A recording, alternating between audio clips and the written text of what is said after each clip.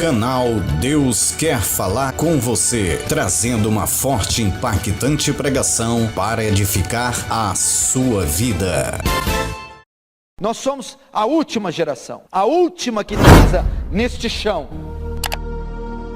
Então, se tem alguma que for próxima do fim, mais próxima, essa geração é nossa. E é saudável a igreja de Cristo esperar pela volta de Jesus, querer a volta de Jesus, se preparar para a volta de Jesus. Todas as gerações antes da nossa se prepararam, esperaram pela volta de Jesus, e não pode ser diferente conosco. Todavia, eu acredito que nenhuma outra geração esteve tão próxima da volta como a nossa. Teve tanta tecnologia e tantos sinais acontecendo ao mesmo tempo, e em escala muito maior do que a nossa. Nós temos que nos preparar. Eu creio que Jesus está voltando. Creio que estamos vivendo o tempo do fim. Creio que estamos na metade da última semana de Daniel. Creio que tudo está apontando para o retorno triunfal de Cristo. Agora, por que se pregar isso? Isso já vai acontecer, eu não posso mudar a profecia. Por que se prega isso? Qual é o papel da igreja nisso? Como a igreja está situada diante disso? O interessante é notar que nós vemos uma igreja apática, abatida, inerte, morta diante dos sinais. Jesus disse que quando ele viesse, o povo estaria como nos dias de Noé. Tinha um louco lá pregando que haveria um dilúvio, um juízo, construindo uma arca gigante, dizendo que só haveria salvação lá dentro da arca. E a Bíblia diz que o povo comia, bebia, casava-se e dava-se em casamento, comprava e vendia. Uma indiferença tomaria o povo próximo à volta de Jesus. As pessoas estariam interessadas no hedonismo, na satisfação pessoal, na procura pelo prazer. As pessoas não iriam estar se importando com o eterno, senão com o terreno, com a vida vindoura, senão com a vida presente. Esse é o grande problema. Para que se pregar sobre escatologia? Não podemos mudar o curso da história. Para que falar sobre a volta de Jesus? Ninguém pode impedir ele de voltar. Para que ensinar textos aos quais não temos capacidade alguma de invertê-los, a sua ordem? Para quê? Para nós despertarmos do sono. Amós diz: prepara-te, ó Israel, para encontrar com teu Deus. Para nos prepararmos como uma noiva ataviada, adornada, pura, sem mancha, para o seu noivo. E será que nós estamos assim? Que sinais o Senhor pode dar da vinda? Vamos ver. Os discípulos estão com ele no Monte das Oliveiras e perguntam a ele: mestre, quando será isso? Que sinais o Senhor nos dá da sua vinda? Jesus podia ter dado uma resposta simples: olha, daqui 2 anos, depois do almoço, tal hora, ali naquele lugar, pode me esperar, eu voltarei. Não é assim que ele responde. Ele começa a fazer um sermão bem complexo, bem profundo, que envolve tanto profecias do primeiro século da era cristã, até o ano 70, como os últimos dias. E ele vai começar dando sinais. Ele não disse a hora exata, ele não disse o dia exato, ele não disse a maneira exata, específica, mas ele deu sinais aos quais, a hora que olhássemos e atentássemos, indicariam que ele estaria vindo. E quando falamos a vinda de Jesus, a volta de Jesus, nós não podemos entender que ele está dizendo só que ele vai dar um passeio aqui. Quando ele dá sinais do fim dos tempos. Essa era terminará. Quando fala fim, fala do juízo dele sobre as nações, da destruição desse mundo. Quando fala fim, fala do arrebatamento da igreja. Quando fala fim, fala do julgamento da besta, do falso profeta e dos que adoraram a marca. Quando fala a volta de Jesus, fala o fim dessa era, desse tempo. Essa era terminará. Os poderosos e as nações serão julgadas. essa esfera existencial acabará, a igreja de Cristo sairá desse local, Deus enviará juízos sucessivos sobre a terra. Isso é a volta. Quando fala volta, fala de todos esses acontecimentos, e eles sucederão.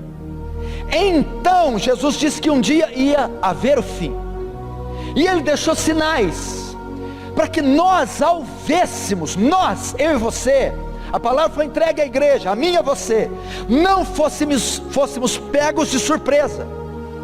Ele deixou sinais para que nós nos preparássemos para a sua vinda. Ele mesmo diz que quando o Filho do Homem vier, Ele quer nos encontrar vigilantes, esperando por Ele, atentos, preparados para esses dias. Que dias são? Como serão esses dias? Então Ele começa a listar aqui sinais. Olhem ao vosso redor e vejam que o fim se aproxima. E Ele começa aí no verso 4. Jesus lhe respondeu: vede que ninguém vos engane. Verso 5: porque virão muitos em meu nome, dizendo eu sou Cristo, e enganarão a muitos. Engraçado o primeiro sinal que Ele disse. Presta atenção. Próximo à volta de Jesus, a volta de Jesus não seria marcado por avivamento.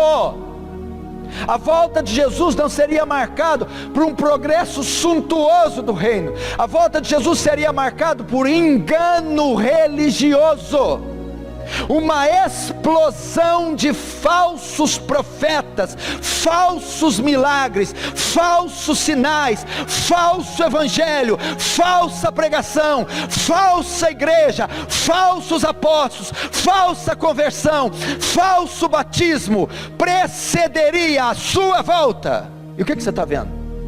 Só ligar a TV no sábado de manhã.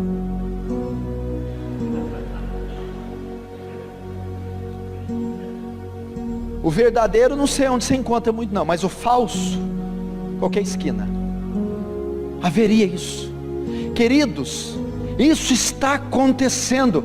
Falsos profetas, o engano está proliferando como nunca. Eu nunca imaginei que eu iria ver o que eu estou vendo hoje. Eu nunca imaginei que ia ver tanta heresia, tanta besterol teológico como agora. Isso é um sinal. Para você ter uma ideia, uma matéria de 2014 do site Gospel Prime, presta atenção, ela deu alguns números para a gente saber. O último censo evangélico que foi feito em 2010 assinalou a marca de 42.300.000 evangélicos no Brasil. Quase 50 milhões de evangélicos hoje na nação brasileira. O jornal Correio Brasiliense estima que foram abertas no ano de 2013, 14 mil igrejas evangélicas. A média foi de 12 igrejas novas a cada dia no país. A cada dia se abre 12 igrejas novas. Desse total de 14 mil igrejas, apenas 4.400 possuíam CNPJ. Foram 9.600 igrejas abertas irregularmente em 2013. Existem hoje 4.500 cantores e bandas evangélicas em atuação. 600 rádios evangélicas registradas em país, fora as inúmeras piratas. 157 gravadoras produzindo material evangélico. 150 editoras evangélicas. 3.000 novos títulos de livros lançados todos os anos. As igrejas evangélicas arrecadavam em 2014 a quantia de 60 milhões de reais por dia, e anualmente o total de 21 bilhões e 500 milhões de reais, segundo dados da Receita Federal. É uma máquina de movimentar dinheiro. Reportagem da revista Isto É: surgiu, segundo os dados do censo 2010 do IBGE, uma nova categoria de evangélicos: evangélicos não praticantes, ou os desigrejados. Eles são mais de 4 milhões de pessoas. A projeção é que em 2020 os evangélicos sejam mais da metade da população brasileira, segundo dados do CEPAL. Veja que explosão! Agora me fale, o quanto disso é bíblico? O quanto disso é veraz? É verdadeiro? O que você está vendo florescer na nação brasileira é o engano e heresia. Cuidado, o próprio Jesus disse: se ouvir que o Cristo está ali, não saia. Se ouvir que ele está acolá, não ireis até lá, porque surgirão muitos falsos cristos, fazendo tão grandes sinais, que se fora possível, enganariam até os eleitos. Cuidado com isso. Você que é crente de cabecinha voada, como Paulo disse aos Efésios: não sejais como meninos inconstantes, levados ao redor de todo vento de doutrina. Os crentes brasileiros são meninos. Menino fala ali de sem malícia, sem discernimento, e são levados por todos os lados, pelas novidades do mercado da fé, e facilmente enganado pelos lobos. É isso que nós estamos vendo. Esta profecia está se cumprindo cabalmente. Apocalipse capítulo 3 diz: e vi uma besta que surgiu da terra, e ela tinha 2 chifres, e pele de cordeiro, mas falava como dragão, de maneira que até fogo do céu fazia descer. O que é isso? Veja só, ela tinha pele de ovelhas, mas a Bíblia diz que falava como dragão. Tinha pele de ovelha significa o quê? Essa besta parecia-se cristã, fazia sinais e prodígios, mas não é pelo sinal que você conhece, não é pelo milagre, é quando falava como dragão, tinha postura de crente, sinais, prodígio, maravilha, milagre, mas a doutrina, quando pregava, heresia. E isso está acontecendo. Segundo sinal, verso 6: e certamente ouvireis falar de guerras e rumores de guerras. Dos 162 países estudados pelo IP, Institute for Economics and Peace, apenas 11 não estão envolvidos em nenhum tipo de guerra. De 162 países estudados, 11 não estão envolvidos em guerra. A nossa geração, nosso tempo é um tempo de conflitos. As fronteiras estão em guerras, guerras civis, guerras frias, guerras santas, guerras religiosas, guerras por pedaço de terra, guerra envolvendo poder política. O Senhor disse que guerras e rumores de guerra marcariam a sua volta. Mísseis sendo lançados nos Estados Unidos, Rússia se armando, Coreia do Norte se armando, nuvens escuras pairam sobre as nações, e pode-se estourar uma guerra de níveis sem precedentes. Quase 150 nações do mundo estão em guerra, sinais do fim. O que mais a Bíblia diz? Verso 6, guerras e rumores de guerras. Verso 7 é a mesma coisa: se levantará nação contra nação, reino contra reino, e haverá fomes. Fome marcaria. A Organização das Nações Unidas estimou que 870 milhões de pessoas no mundo passam fome. Você ouviu? Você sabe o que é isso? Quantos habitantes tem São Paulo e Grande São Paulo? Vamos colocar 30 milhões. É mais de 20 vezes a Grande São Paulo. 870 milhões de pessoas em todo o mundo passam fome. 2/3 da população mundial passam fome. E Jesus disse que a sua vinda seria marcada por fomes, pestes. O que é pestes? Epidemias, câncer. Temos quase mais de 10 mil espécies de cânceres que matam milhões todos os dias. AIDS, gripe aviária, gripe suína, zika vírus. O mundo ia ser assolado por uma onda de epidemias. Está acontecendo como nunca. O que mais? O verso 7 ainda: fomes e terremotos. Presta atenção nesse dado. Em todo o século XIX, ocorreram 41 grandes terremotos, matando 350 mil. Em todo o século XIX, 41 grandes terremotos matando 350 mil pessoas. No século XX, até maio de 97, já havia ocorrido 96 grandes terremotos que provocaram a morte de mais de 2.150.000 pessoas. Note o que eu estou trazendo usando esses dados. Quando Jesus disse desses sinais, eles sempre ocorreram na era cristã. Então você pode alegar a mim: pastor, mas esses sinais aí estão furados. Então Jesus tinha que ter voltado 10 anos atrás, 20 anos atrás, 100 anos atrás, 200 anos atrás, porque houveram. Mas note pelas estatísticas que dizem: quanto mais o fim se aproxima, mais esses sinais iriam se intensificar. Quando eu era garoto, tinha um grande terremoto a cada 5 anos, a cada 10.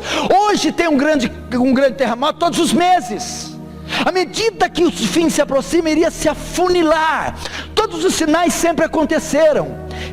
Mas quando o fim se aproximasse, esses sinais aconteceriam com mais frequência e mais intensidade.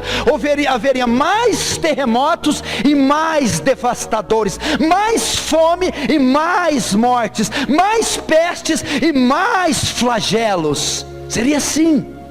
Eles iriam aumentar em número e em intensidade. E é isso que nós estamos vendo, apontando para o fim. Nesse tempo, muitos hão de se escandalizar, trair e odiar uns aos outros. Levantar-se-ão muitos falsos profetas e enganarão muitos. E por se multiplicar a iniquidade, o amor de todos quase se esfriará.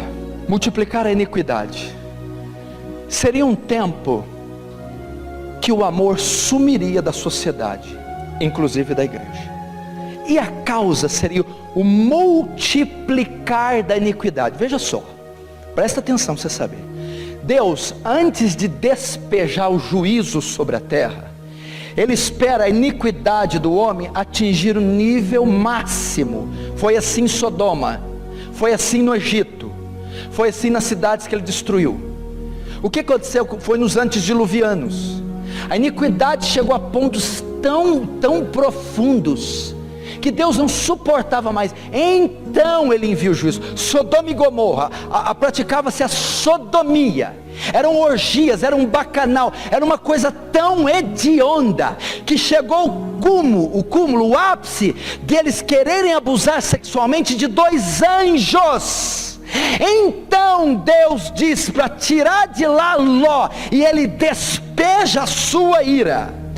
O que acontece? Se o fim é marcado por despejar da ira, a ira só é despejada quando a iniquidade do homem atinge o seu máximo. Irmão, nós chegaremos a níveis de depravação que você não tem ideia. O homem se tornará uma besta, um animal. A iniquidade se multiplicará e ela atingirá o seu limite máximo. Deus entregará essa geração. Diante da mente caída do mundo, não haverá nenhuma oposição para aceitar isso, porque Paulo diz que o mistério da iniquidade já opera, a besta já reina, o seu sistema já está no mundo, o antideus, o comunismo, o fascismo, as ideologias, a promiscuidade, tudo já é o sistema da besta.